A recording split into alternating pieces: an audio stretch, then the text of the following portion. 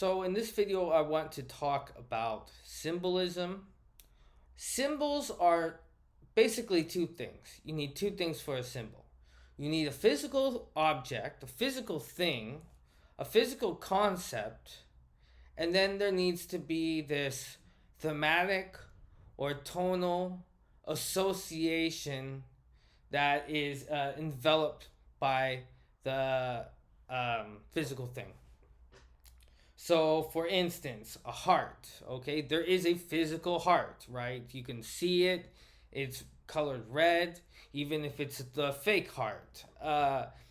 We all know to associate that with the emotion love, which is the thematic connection, which is the tone, love. And so when we see a heart, the physical thing, we think love. Um, Spring, because everything is being born and plants are growing and stuff like that. And because we see that at that period of time, we associate it with birth as far as our personas and our culture is concerned. So, developing a new identity could be associated with spring. Um, Actual birth, parenthood could be associated with spring. Um, and these are all, so there's the physical thing that is the actual season, spring. And then there's this association we have with it, which is rebirth. Uh, Now, those two examples, the heart and spring, are examples of what we call public symbols. These are symbols that are cross generation. They're just sort of in our DNA.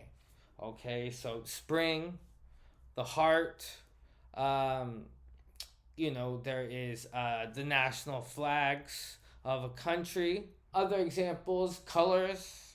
So if green is greed, this is something that it goes back some time. So these are public symbols and they're fairly obvious and we could pick up on them pretty easy. As readers, it's not hard to pick up on those. As writers, it's easy for us to produce those kinds of symbols. But we should probably, if we want to write good stories, interesting stories, and original stories, think more about this other category of symbols and use this other category of symbols. That is the private symbols, which are can be anything.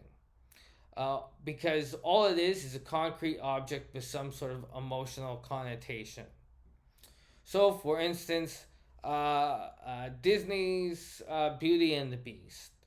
There is the rose, and that is a symbol. And that rose in Beauty and the Beast, the cartoon, is both a public symbol and a private symbol because it has two different associations going on with it. The concrete flower. Uh, One the public symbolism is that the flower represents love, and generations we all associate, or at least in Western cultures, I'm not sure about other cultures, but we associate the rose with love, a public symbol.